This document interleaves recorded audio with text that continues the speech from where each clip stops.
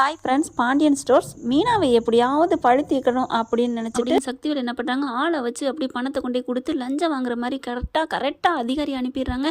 அதிகாரி வந்து கை களவாக பிடிக்கிறாங்க. மீனா எவ்வளோ இல்லைன்னு சொல்கிறாங்க. அதெல்லாம் முடியாதுமா, நீ எவ்வளோ வேணாலும் எடுத்துருப்ப அப்படி இப்படின்னு சொல்லிட்டு அந்த நேரம் சக்திவேலும் சார் வீட்டில் நிறைய பதுக்கி வச்சாலும் வச்சுருப்பாங்க அப்படி இப்படின்னு நல்லா ஏற்றி விட்றாங்க. அவங்க யதார்த்தமாக சொல்ல போக கரெக்டாக பார்த்தீங்கன்னா அதுவே அவருக்கு வினையாக போயிடுது. அப்படியா ஏம்மா கிளம்புமா, உங்கள் வீடு எங்கே இருக்குது, வா வீட்டில் போய் சர்ச் பண்ணணும் அப்படிங்கிறாங்க. வீட்டுக்கு கிளம்பி வராங்க.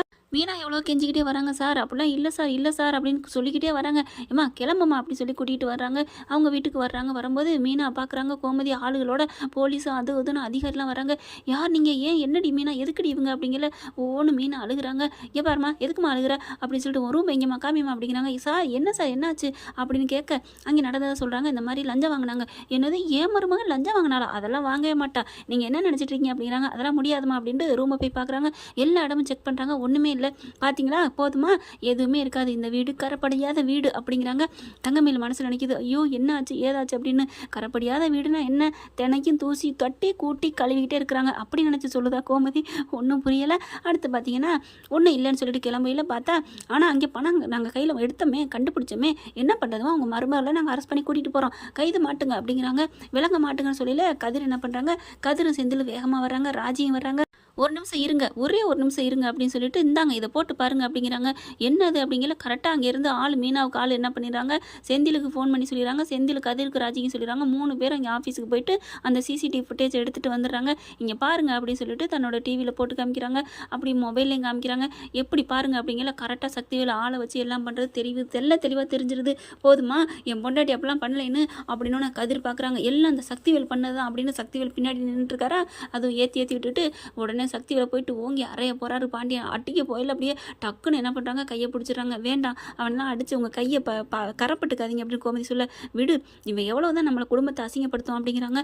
வந்த அதிகாரிகளாம் சாரிங்க மன்னிச்சிருங்க, உங்கள் பொண்ணு மேலே நாங்கள் உங்கள் மருமகளாது ஆமாம் அப்படிங்கிறாங்க. அவங்க மேலே நாங்கள் தெரியாமல் வந்து ஆக்ஷன் எடுத்துட்டோம், நாங்கள் என்ன பண்ண முடியும், எங்களுக்கு வந்து தகவல் அப்படிங்கிறாங்க. தகவல் வந்தால் தட்டி தூக்கிட்டு வந்துடுவீங்களா, என்ன நினச்சிட்ருக்கீங்க அப்படிங்கிற. அத்தை அவங்ககிட்டலாம் பேசக்கூடாது அப்படின்ட்டு மீனா என்ன பண்ணுறாங்க, சாரி சார்ங்கிறாங்க. நீ என்னடி பண்ண, தப்பு பண்ணது அவங்க, நியாயமாக பார்த்தா அவங்க தான் உங்ககிட்ட மன்னிப்பு கேட்கணும்.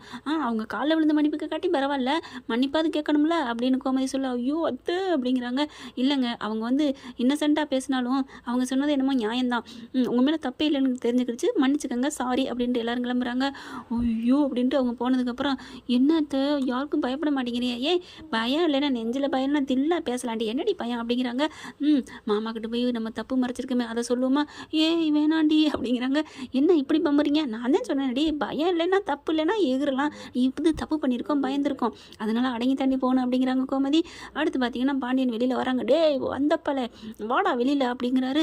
உடனே சக்தி வெளியில் உள்ளுக்குள்ள ஓடிட்டாங்க. அந்த அதிகாரிகள்லாம் போகிறாங்காட்டிலையும் போனதுக்கப்புறம் கூப்பிட்டுட்டு வச்சு விளாசாரு பாண்டியன். என்னடா நினச்சிட்டு இருக்கீங்க, ஏன்டா அந்த பயல்களை இந்த பயல்களை அப்படின்னு சொல்லிட்டு பார்க்குறாங்க. அப்போ திறந்துட்டு மாப்பிள்ளை விட்டுருங்க மாப்பிள்ளை, என்ன நினச்சிட்டு இருக்காங்க, வீட்டு பொண்ணுங்களை விட்டு வெளியில் வேலைக்கு அனுப்பி சாப்பிட்றேன்னு எம்புடி பேச்சு பேசினேன், என் பிள்ளை என் மருமகன் நேர்மையானவன் சொல்லிட்டு போயிட்டாங்களா, பாராட்டிட்டு போயிருக்காங்க.